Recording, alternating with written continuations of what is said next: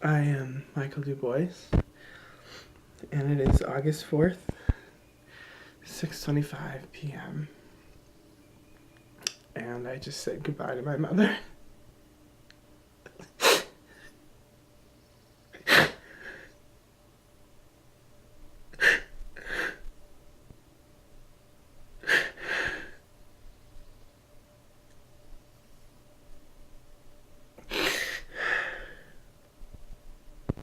And I just said goodbye to my mother for the last time.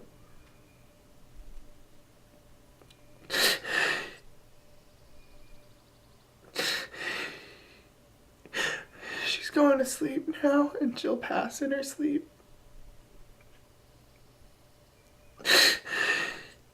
She's battling with cancer for a long, long time.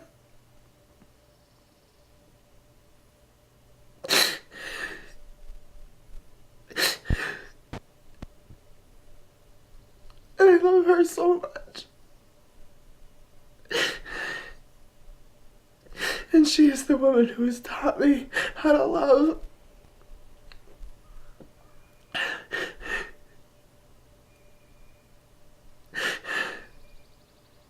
She's taught me everything about love.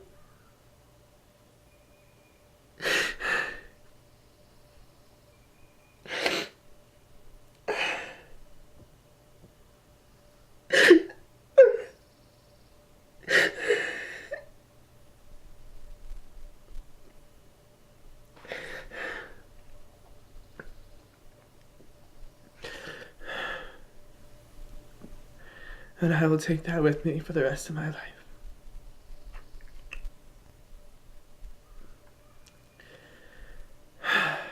I owe it to her.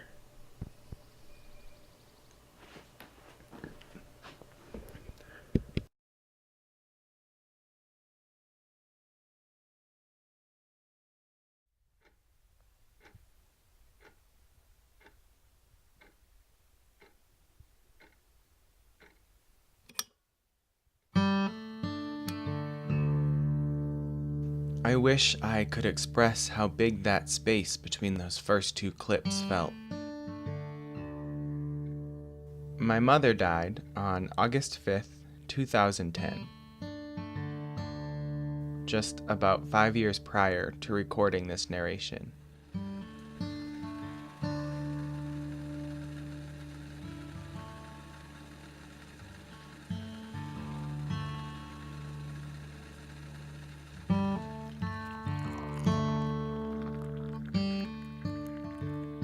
In that time, between then and now, so much grieving and so much living took place.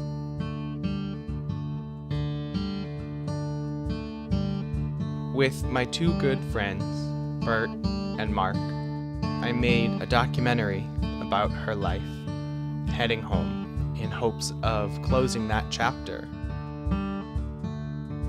I went on to graduate from art school and move around in hopes of finding a new home, ending up on Cape Cod, where the unusual amount of quiet allowed me to turn in and look deeply at myself.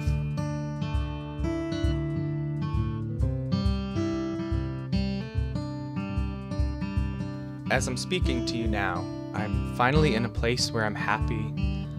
I'm standing in a spot that feels like home.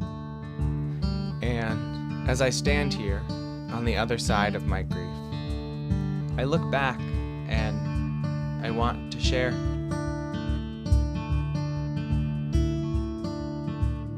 A part of me feels like, why does my story really matter? But over the past 5 years, I've realized it's not just my story. In a way, it's all of ours.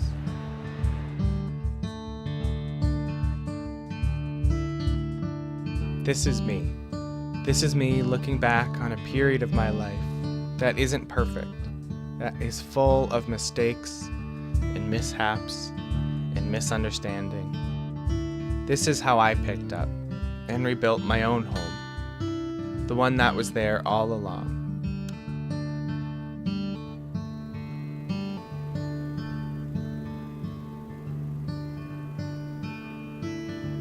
This is me, becoming home.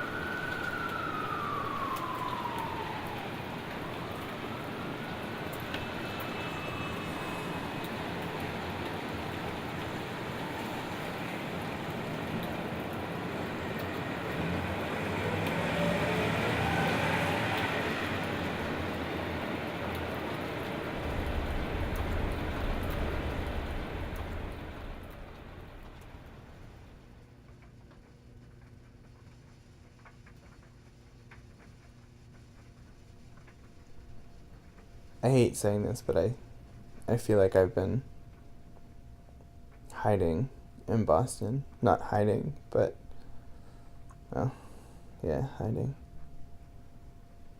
I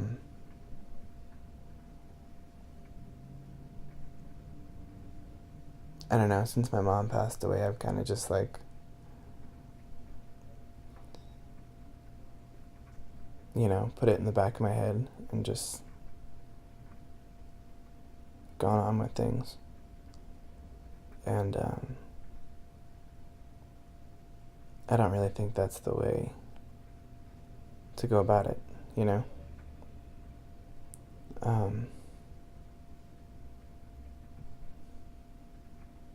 So I asked Bert to come home with me, and you said you'd come home, with me for a little bit. I think I just need to go home and see everybody.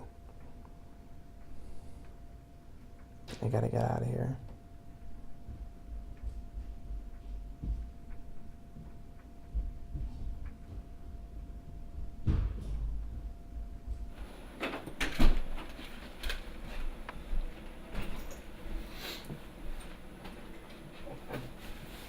Be sitting there. Mm-hmm.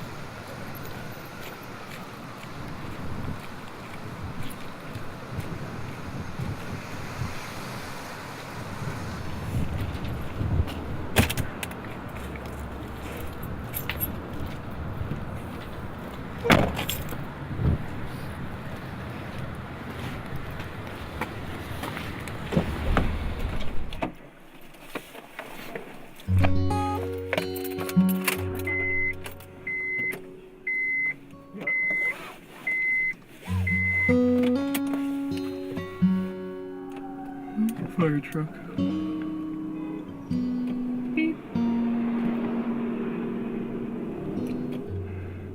I started my journey in the place that felt most obvious, in the homes of people who loved my mother.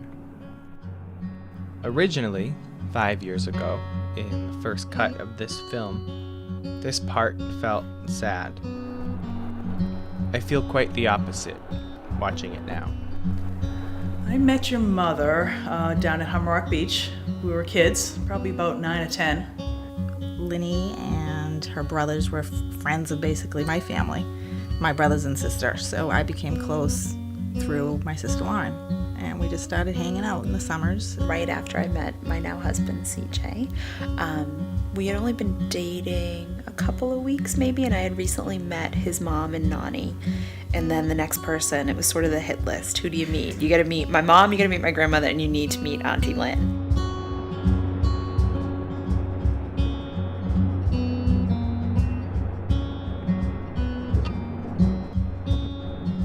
I kind of think of her as an octopus, but because that's not a good word that defines Linny, I kind of think of it as a starfish. She was kind of like the middle of the starfish and has these little points, and each of us has a different network, whether it's a friend or a group of friends or an acquaintance, and she kind of connected us all. I felt part of her family in a lot of ways because of the way that she would open up her house to us. She'd want us over there all the time. She seemed genuinely interested in my life and the things that were going on. It was a true gift that I think she had to make people feel comfortable. Sorry. She had a real wonderful skill of seeing what people, seeing maybe even, this I'm speaking from my own perspective, but seeing maybe the holes in people and knowing what it takes to fill those holes and to make people feel totally comfortable and complete and fulfilled in life.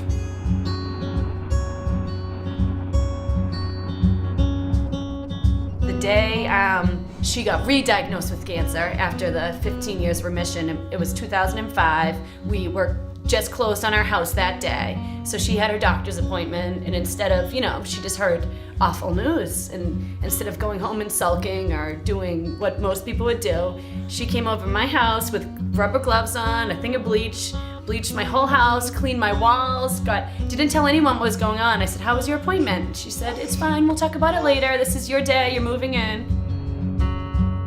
She really saw people's hearts. That was a conscious decision to really look at what that person was really about and the fact that they were a heart, a soul, and a person, rather than just, circumstances and behavior. Now I live my life like if there's ever something wrong, I just think, what would she have done to get me through this? I say well, how would Auntie Lynn have dealt with this? And that's, how I get through things now.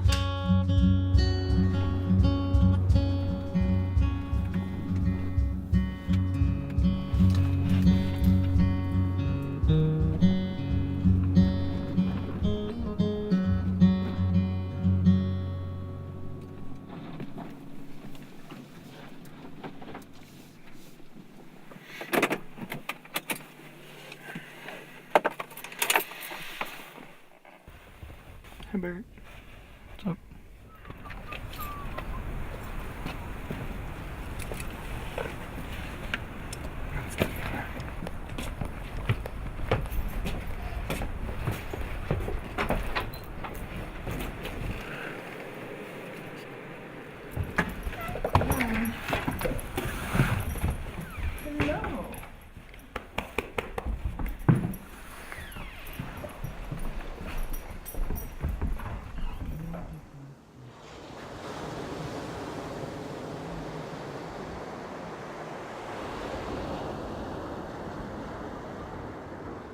When I was little, my mother would tell me this story about her grandmother, Bunna.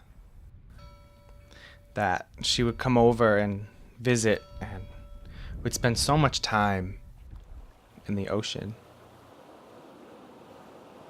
She had no doubt that that's exactly where her grandmother lived after she passed.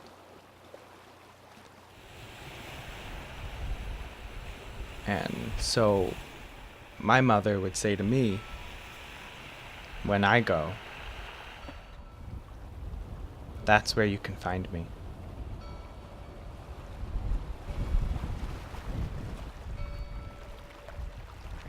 Honey, where are we gonna sit? Both on the couch? You're gonna sit on the couch and I'll sit across from you. Sit on this chair? Probably over here. Oh, so you're not gonna be on camera? Not this during the interview, but I will be.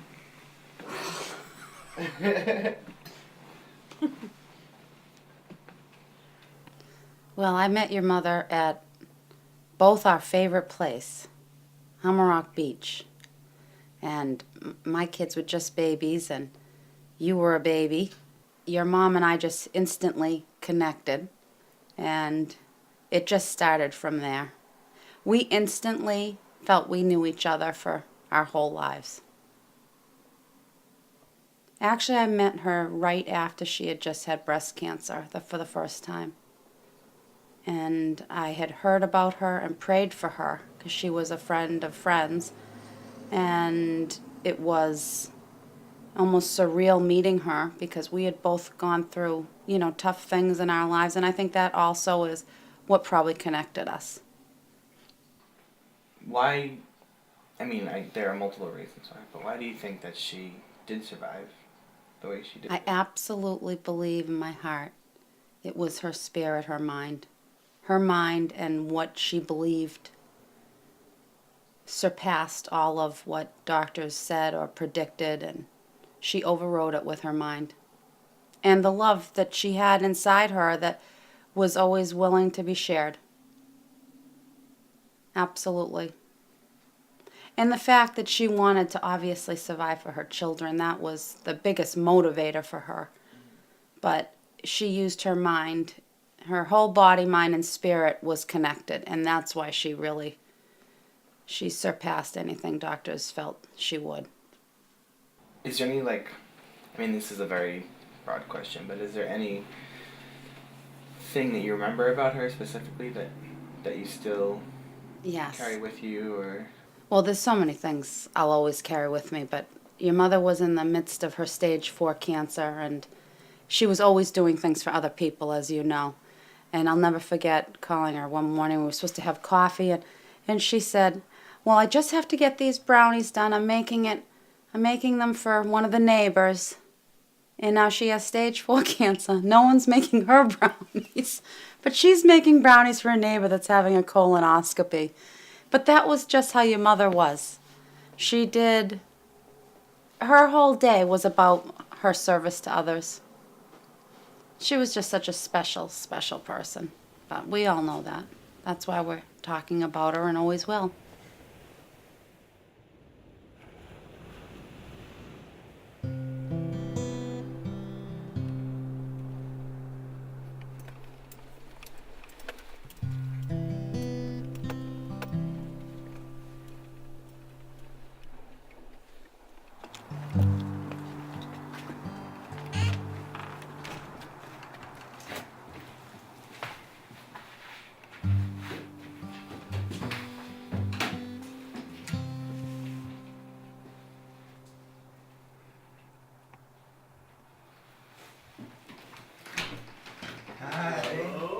Hello, Ella. Say hello. Hello. She's a little overdue for a nap. We'll see how she does. Say hi. Hello.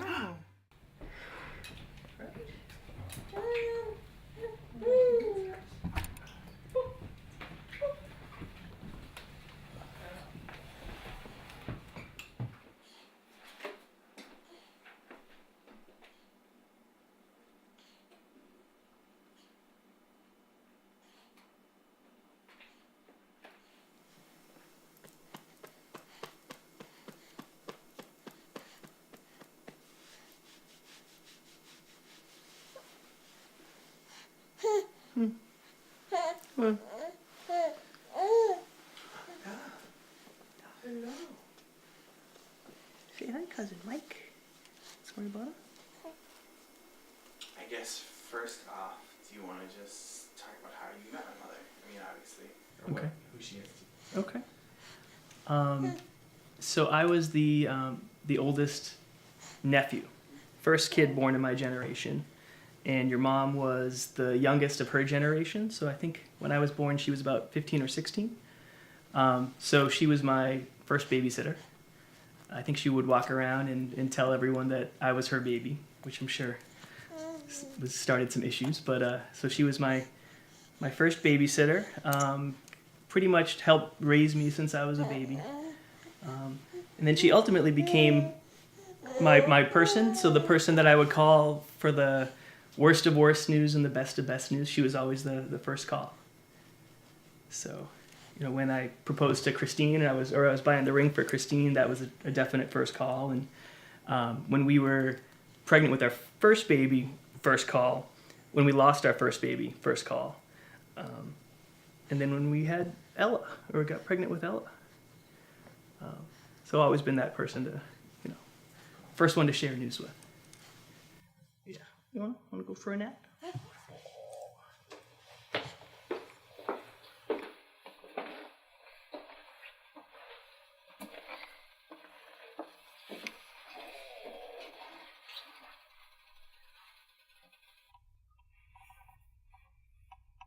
CJ has always been an important figure in my life. I guess even before I was born.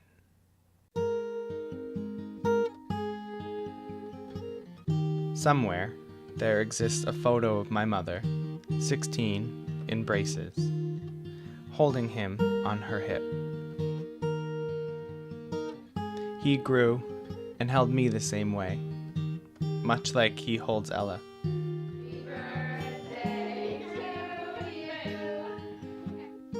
2 years after we filmed this interview, 3 years before I'm recording this narration, his son is born. My godson, who I now lift up and hold.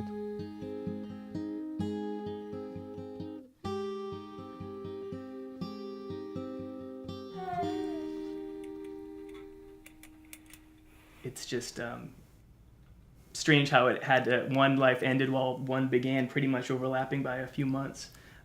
So now it's just the love that she was giving me or teaching me how to do. It's now my job to teach Ella. There's a definite part of Auntie Lynn in Ella. I see it every time I look in her eyes. So, for me, I'll always love and I'll always feel Auntie Lynn's love, but I get the special gift of being able to look into Ella's eyes and, see it firsthand. And then I'm just going to start the cycle all over again. She's someone who all of us strive to be like. So, now that she's not around to help shape Ella's life, it's my turn. So I have to take the Auntie Lynn role. Right there, he said it. And Linan had said it before. Right there, he said the thing that I would spend the next 5 years looking for. But I was still too deep in my own grief to understand it then. It's my turn now, he said, to become the things that I loved about her.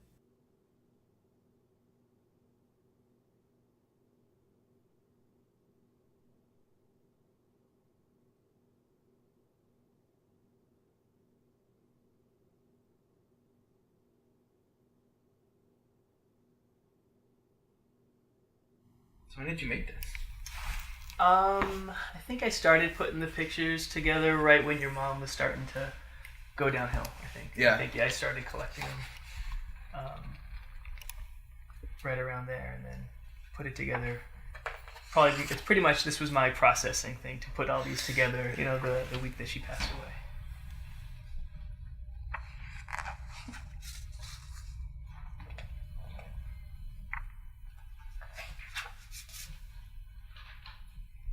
I remember that apple picking and the pumpkin picking. My bowl cut. That's not back in style. Yeah, no, it's not. Just like Nadia's glasses. Mm-hmm.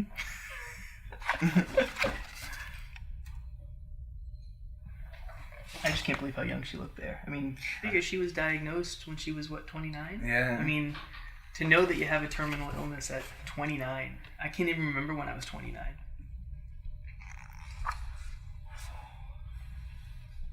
Did you have all of these? Well, a lot of these pictures, I didn't have. I'd been given by her through like the online photo albums. She would send out so many from every little thing, every little graduation you had or prom and there might only be like 5 or 6 pictures in it, but she would always send the albums out. Yeah. You're in your busy day-to-day life. You don't really look at all of them. Yeah. Until I logged onto my account the week that she was passing away, and I went and searched under her, and there was literally 20 to 30 albums of all these pictures. She chronicled every single day with you guys. Yeah. And that was a gift. I mean, to have all those pictures and now put them in here. A lot of these are vacation pictures that you guys had that she had just sent to us online. Yeah. And it's funny because at first you're like, why would she send us these pictures? Right. But this is why.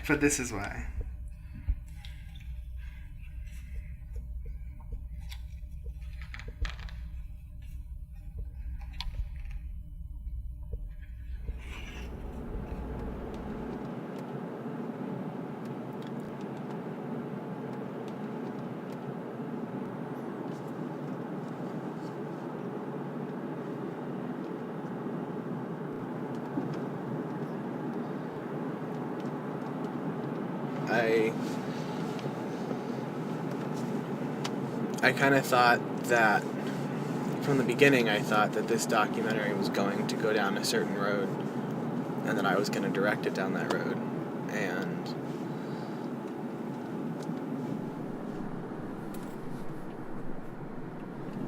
when she was sick, it was like I was trying to make it into all these things that it wasn't.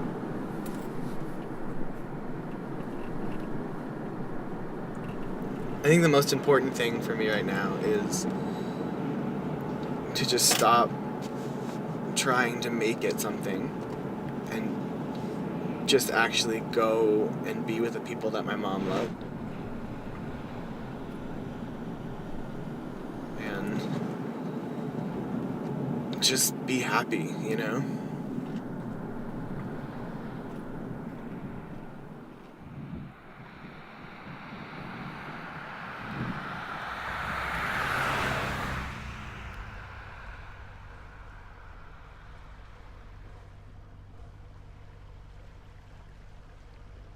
I have watched that little conversation that I just had in the car so many times since we filmed it. And each time I wish so badly that I knew how to say what was really going on in my head. This is how I really felt. I was lost. I missed my mom. I missed my childhood. I missed things feeling easy. I knew that I had to move forward, but was throwing an emotional tantrum in my heart. I was angry. I had mood swings. I was eating all of my feelings and gaining weight and disliking how I looked. I acted differently. My morals changed. And most of all, I just could not figure out how to let go of my childhood without feeling like I was completely losing myself.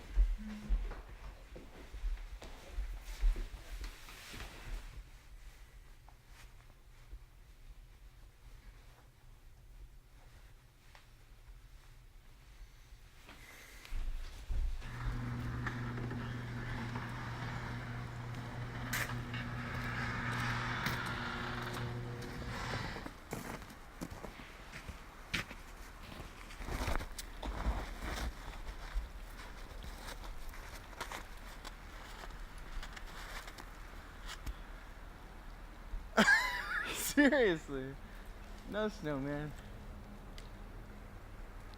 That's no fun. Do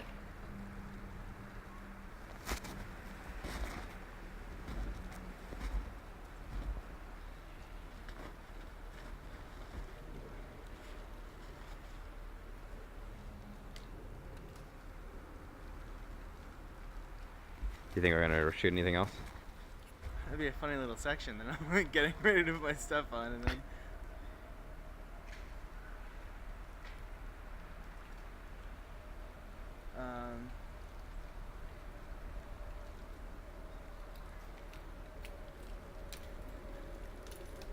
I don't know.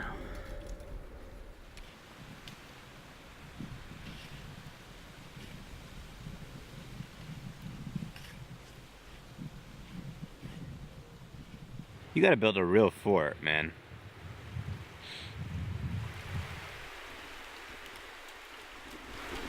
We should build a fort, huh? Okay, I'm gonna go get it.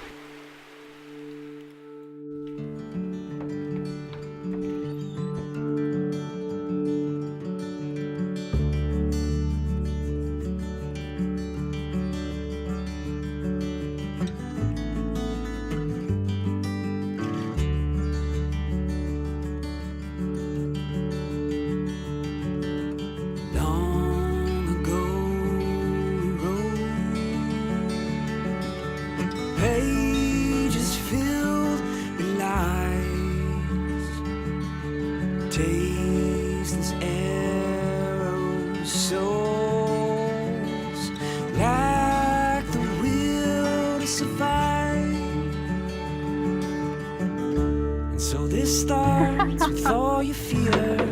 Hello? and how you feel so cold. Hi. Immune to all that is real, and how you wish you can fly away.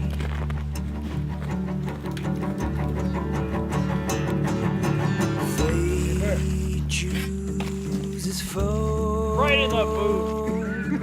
and stones to build this fight. Love fixes fate and heals a mind. So this starts with all 3 little your kids. fear. Hi, handsome. So high, fronting all that is real. Can't find a hill, so he figured it out himself. Okay, be careful.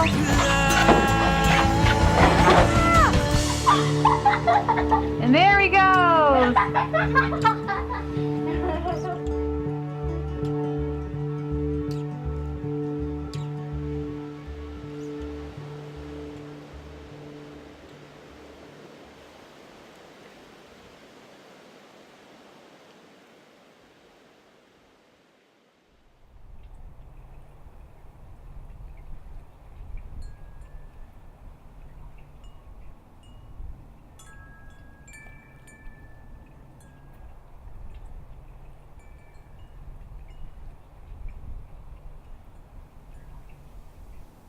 Bud and I have experienced, we experienced in the same year 2 huge losses. My mom, who was sick for a long, long time, cancer, and Bud's sister, who was, oddly enough, Hit by a car.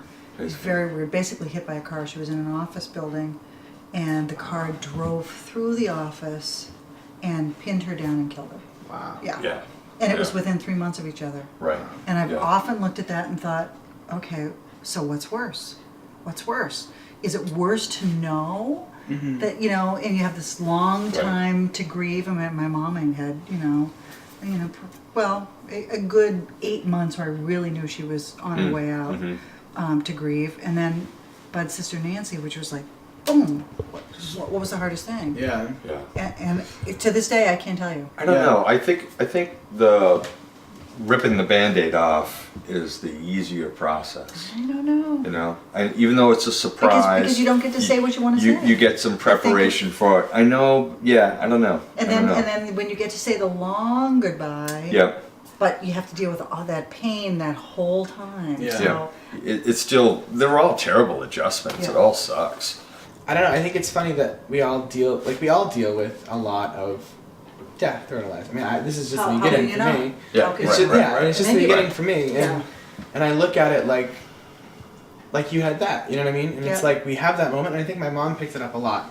She understood it that we all deal with death. So it's like, why don't we know enough I know. to slow down I and know. enjoy that? Mhm. You know what I mean? And she said got it. You know? All the Yeah. time. Yeah. Yeah. She said that all the time.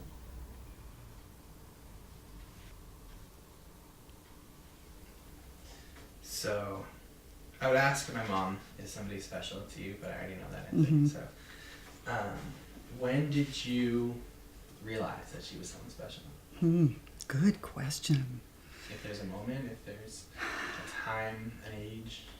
I think somewhat when she was first diagnosed, because there was so much strength. But even then, we were just really getting to be close then. I don't think there was one thing. I think that there were things that emerged, and I think about this a lot. I think that people who didn't know your mom very well would look and say that she was naive. And that is the most false statement ever, because she was the wisest, most knowing person that I've ever met. She She chose, it wasn't that she didn't see the bad things. She knew that they were there and just didn't give them space. And bravo, if we could all do that. She called me up laughing one day and I said, what? She said, I have to tell you the story. I said, what? She said, well, I was out gardening and this van drove up and they said, I'm from, I can't remember what the organization was, but I'm from this organization. And they had a great big bouquet of flowers. And she said, these are for you. And your mom looked up and she said, no, I think you've got the wrong person. She said, I do? She said, yeah. She said, you've got the wrong person. She said the woman picked up the flowers, went back into the van. She's kind of sitting there looking down at her paperwork and looking up. And then she came back around and she said to your mom, this is Hampstead Lane. She said, yes. And she said, and your name is DuBois? And she said, yes. And she said, well, these are for you. And Lenny said, no, they're really not for me. She said, they really are. And she looked at her and she said, are you sick? And your mom said, no. She's like, oh my gosh, I'm so sorry. Got the wrong person. She said, you don't have cancer? And your mother said, oh, I've got cancer. She said, but I'm not sick. Take these flowers to somebody who really needs them. She said, I'm fine. And that's how she thought of herself. She did not think of herself as sick. Do you remember, are there any specific things that stick out in your mind? Tons.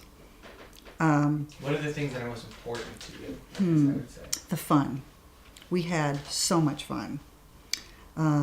We would go up to my camp in the Adirondacks, and I'm trying to remember how many times we went. Maybe it was 5. The first time we went, it was a little risky. We did a couple little day trips first to see if our little group was going to work. But I really wasn't sure that they were going to like it because it's very rustic, no running water, and we had the time of our lives. We made each other drinks and appetizers and, had facials, and we sat in the water all day and we laughed and danced and stayed up all night. And your mom, and I think I have told you this before, but she told me a long time ago that she had a special word that she was going to leave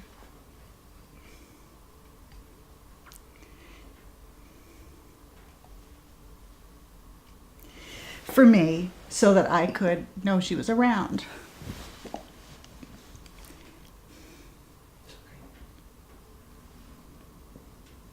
And I loved the word she picked because they were fun words. They were so representative of who she was. So she picked for me Fruit Loop. And we have it's an outhouse. It's a flush toilet, but it's an outhouse. And inside, in the bathroom there's a door and everybody draws on it. When you're sitting there, there's a pen and everybody, and the whole thing is all cartoons. And right when you're sitting, you look straight ahead, she wrote Fruit Loop. She said every time I saw the word or heard the word Fruit Loop, it meant that she was there, and it was her way of saying hi. It was her way of reaching beyond the grave. The last time I saw her, she was pretty sick, and she looked at me, and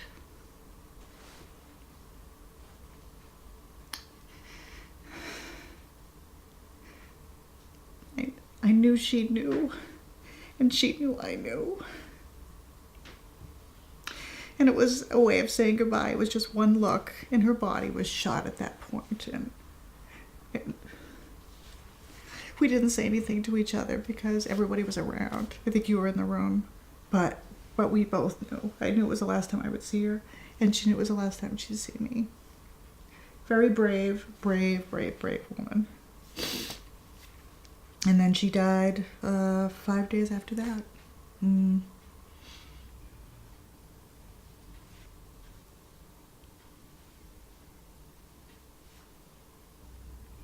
What did she stand for? What was she?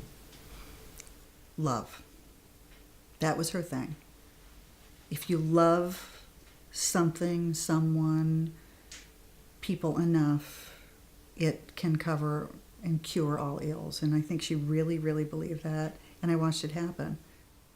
And that's the thing that she taught me, that my job is to love people as hard as I possibly can, and hopefully alter their course. And that's huge part because of your mom's influence.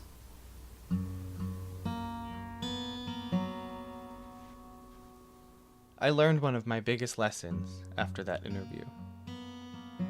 After we finished talking, DuBois brought up a point that I really hadn't considered before. Her parents. After all this conversation about my mom,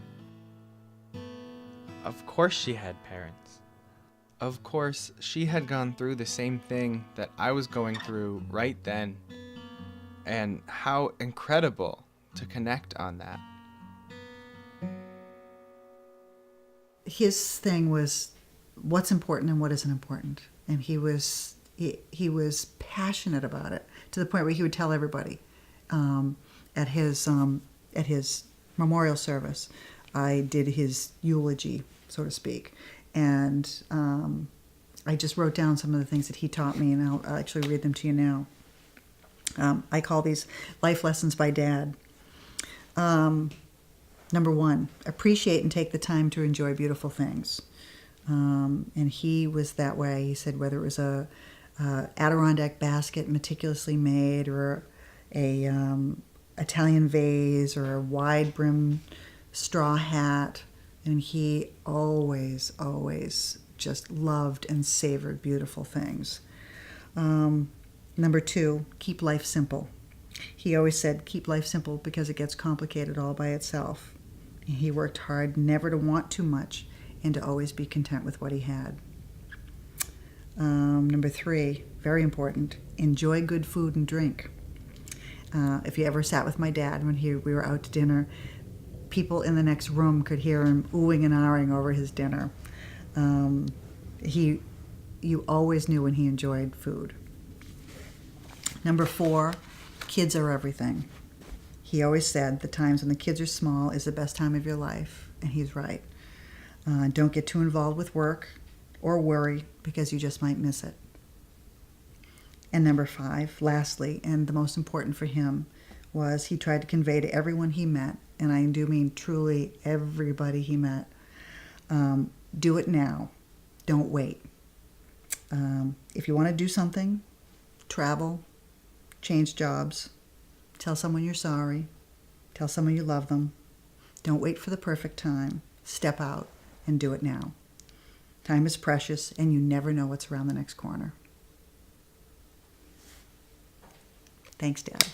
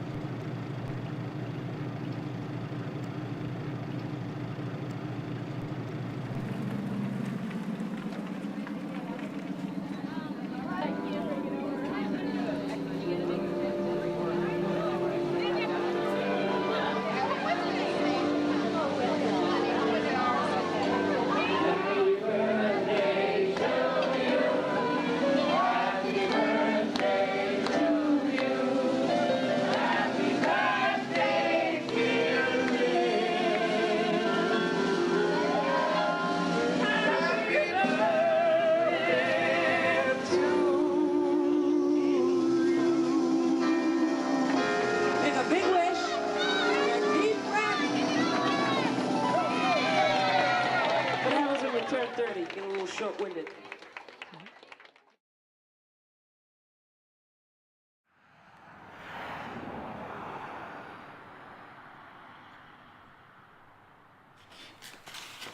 What color do you think was Minnie's favorite? Minnie's favorite?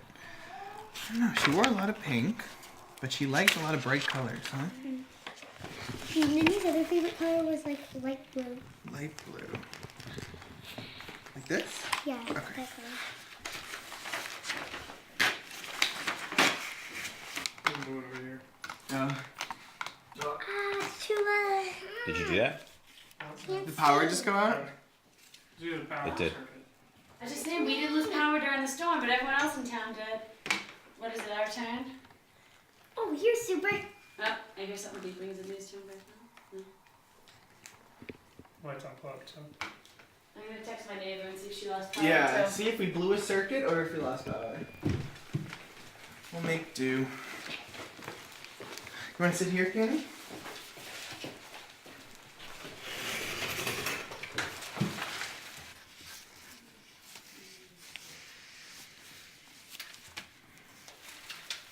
Are you giving it a face? That's cute.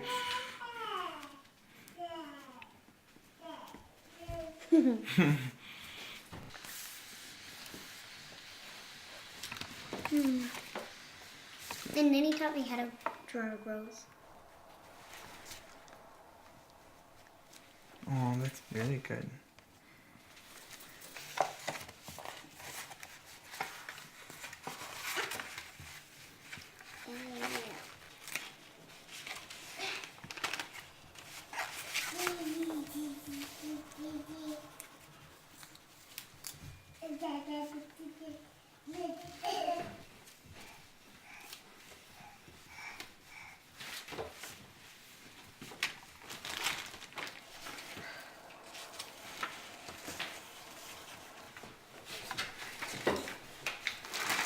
Hey, Cammy, can we put your card up here? So it's way there. Right there. What's on that Avery's? A. No A. I flip it over when there is an A too. Oh, okay. E.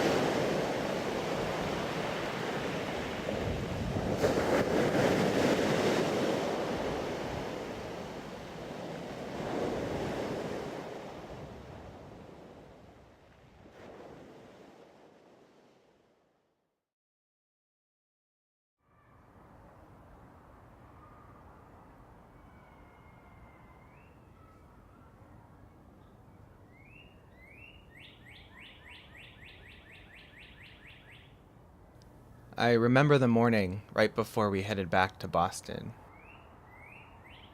I just still felt so lost.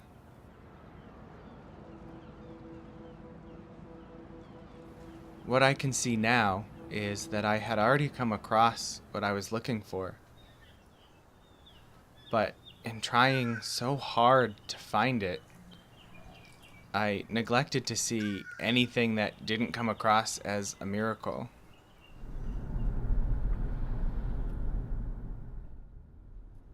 DuBois called me just before we left and told me that there was one more person that I should meet. Oh boy. The part where we get torn apart by the dog. Yeah. Dogs. Bet you'd be cute if you pet him. Yeah. And you can tell that they'd be the snuggly, slobbery. Yeah, exactly. They're really just mad because we're not coming. I know.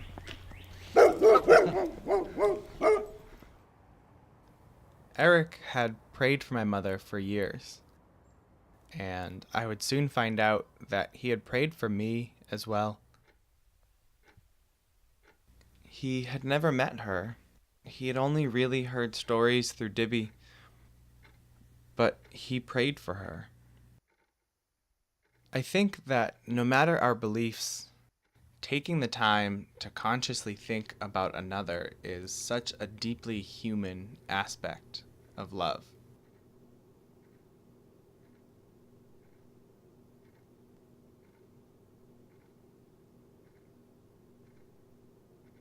I just have to run out and see if I can get a kitty to come in. You're not going to start within the next few seconds, are you? No. I'm Like- just talking to Okay, you. like 10 minutes? Will you change the whole thing? Yeah. We're gonna start in like 3 minutes. Letting the 8 cats in, then I'll just have swarms of cats in there. DuBois is my best friend in the whole world, and I know that she would often refer to your mom as her other best friend in the whole world. And so we kind of had that connection, but I think I've known everything that's gone on in DuBois' life for about 17 years, and been with her through both of her parents ailing, and I read at both of her parents' funerals, and so she would call often or just text her in the day and say, you know, I'm really feeling heavy for Linny and Michael, and specifically she would have specific things she would say, you know, she's having a bad day, or you know, Michael's really having a hard time right now, would you just pray for him? And so I take that seriously. I guess it's not that uncommon for me to pray for somebody that I don't know. I don't look at the world as props, as people just moving by behind me or in my way. People have always been real to me.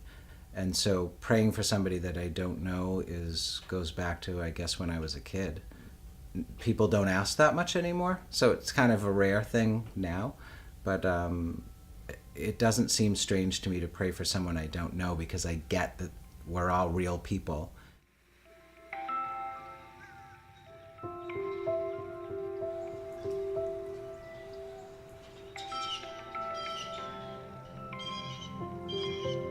That's the thing, is I can identify with most of things I would pray for, to say, wow, if that was my mom, you know, if that was me going through this time, this is how I'd feel, and so I feel like I can empathize.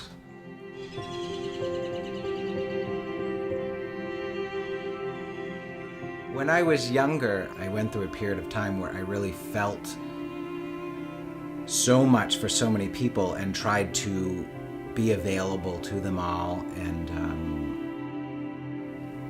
at some point I began to see that you can't always do something to help somebody. You can't always make life better.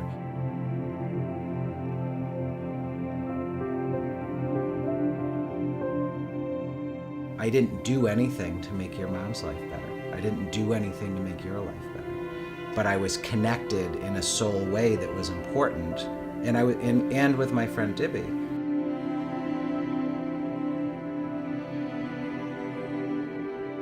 I was connected by finding what was important to you and important to her, important to me.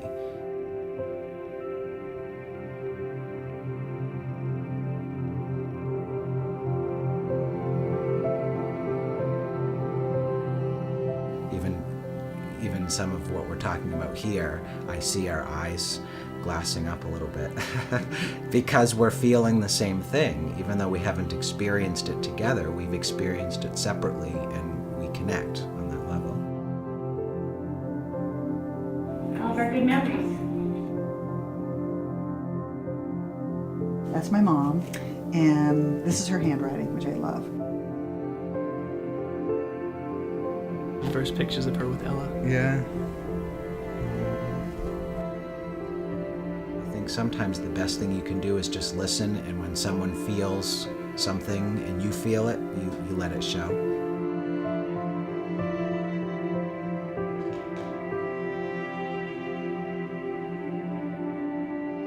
Help them see that it's okay and necessary to feel what you feel. Otherwise, it just backs up and backs up, and it can eat you alive. Well, that was easy, man. That was simple. The biggest thing in life is to just be yourself, breathe, not try to adapt it to somebody else's vision of what they think you should be or what you think they think you should be. And then in return to allow them to do the same.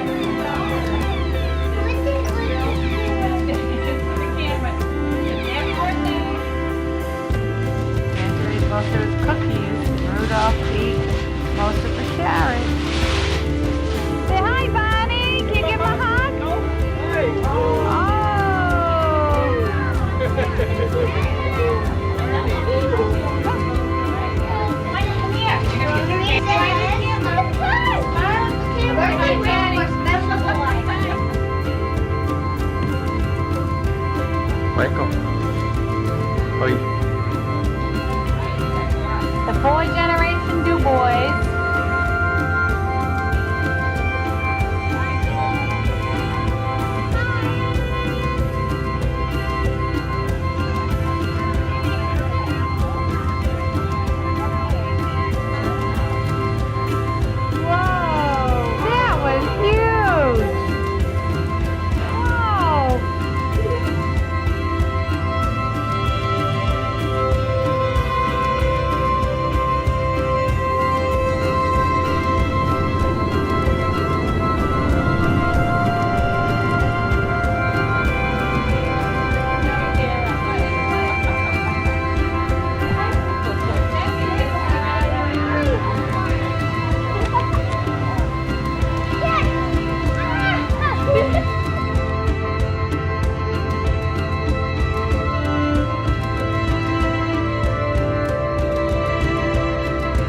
Michael.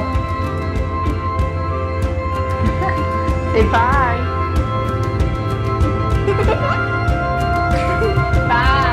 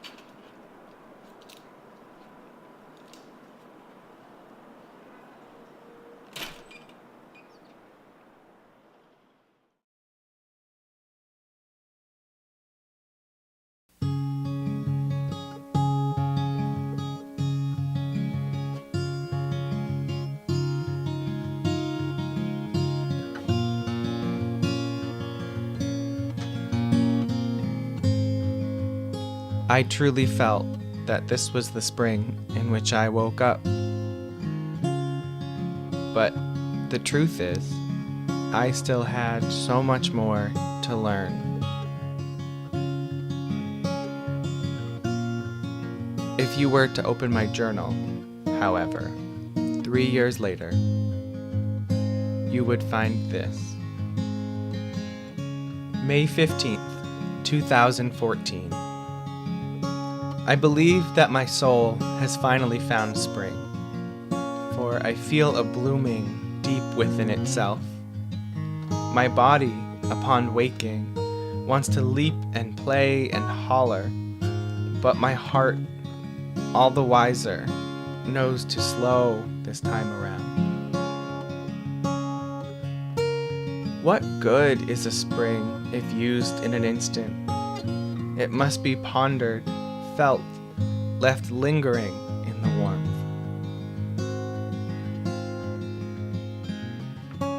Behind, now distant, my winter still in view. I am not angry, but thankful that it ever was at all. For it is, in truth, the quiet spent within the dark that has allowed me to hear these newfound whispers in the light.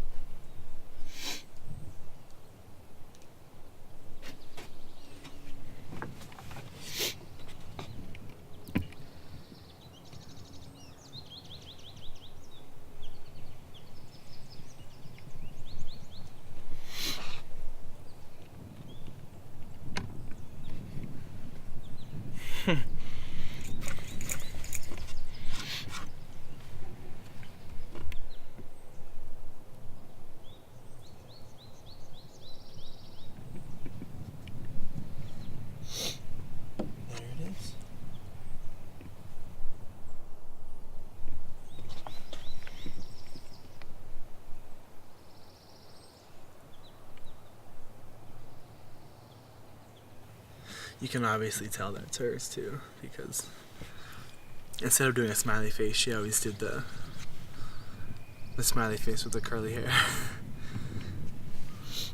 You can tell that's hers too. Well, her initials are there, but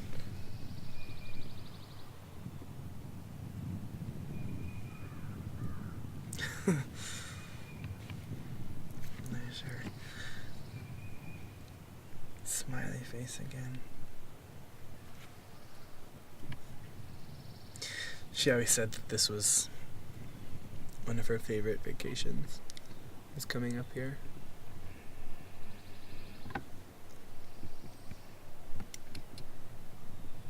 There's no electricity or really any cell phone reception. You kind of just had to rely on each other to have fun.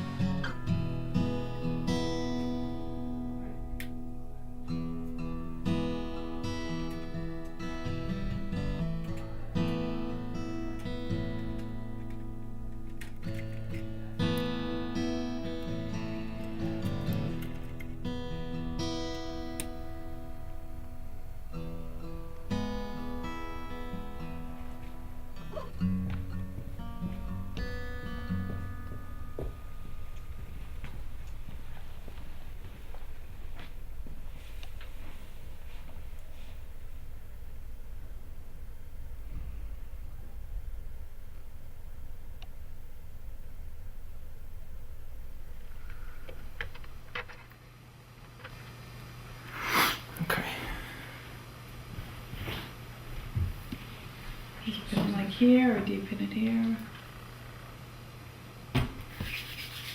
I can pin it on like right there. Okay. I'm like, you're gonna, well, you'll keep the blanket on. So I can pin it like, yeah, right there. It's fine. That's all right. Yep. Do you want me to just clip it on or no? Yeah.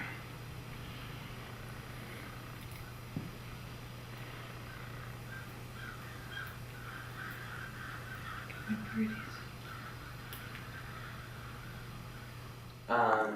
So do you want to explain that you've had cancer? Yep, I was pregnant with Michael, my baby, 7 months pregnant, and that was 20 years ago. Found out 20 years ago that I had breast cancer, and so I was pregnant about 6 months and had the operation with Michael pregnant in me, and then waited another month and we had him early.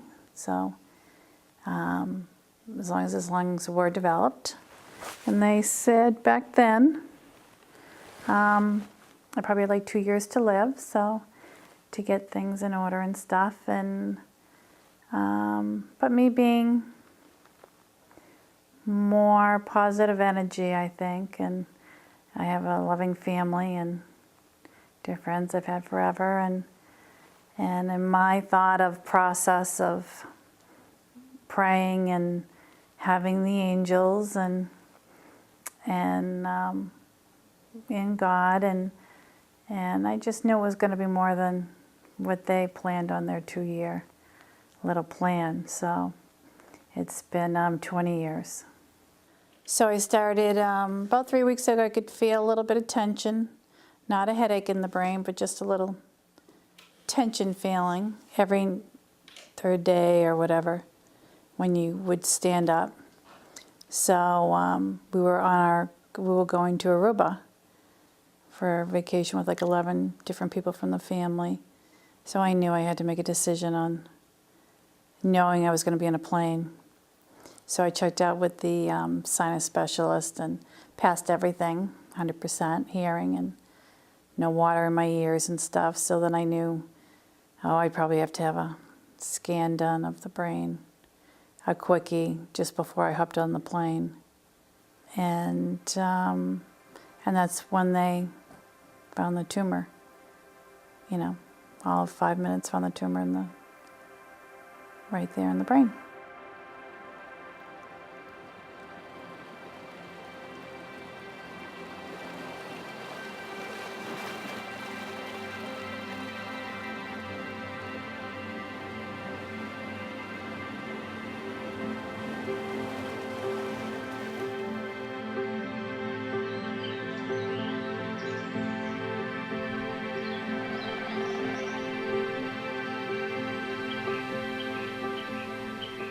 After 2 years, every day has been is a gift.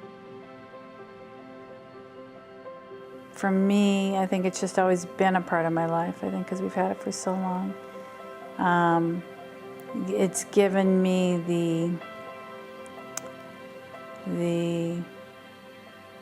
whether you want to call it courage or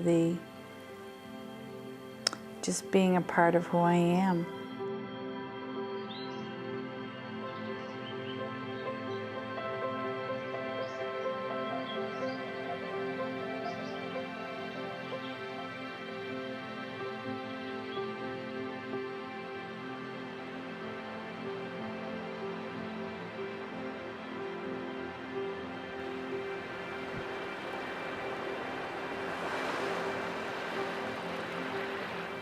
I've talked with you kids about it before, and just so you guys all knew what a wonderful 20 years we have had.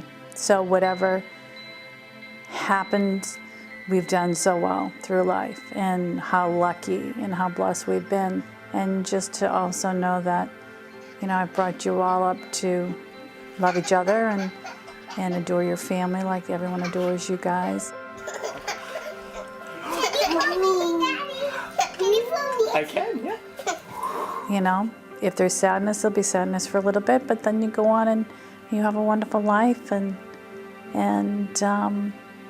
have such cherished memories. And be just happy in life. You know, it doesn't have to be a huge struggle in life because we've done so much to get to where we are.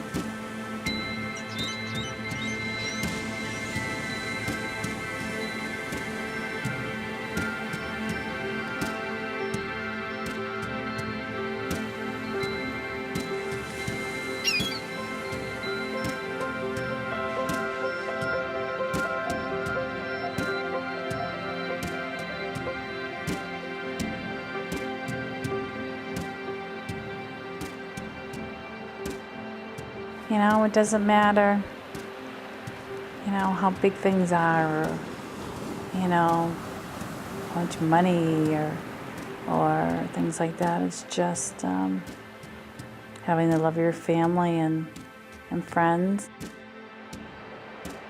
And you've got to love yourself enough.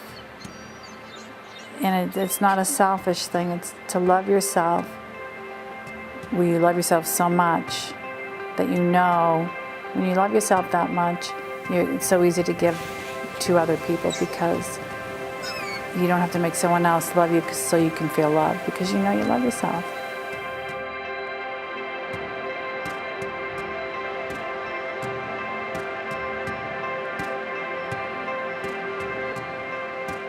I think life will work its way, you know? It's amazing.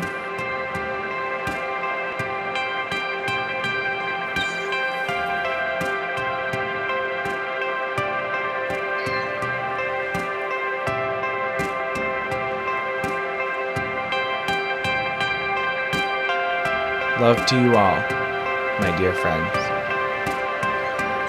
and good luck on your journey.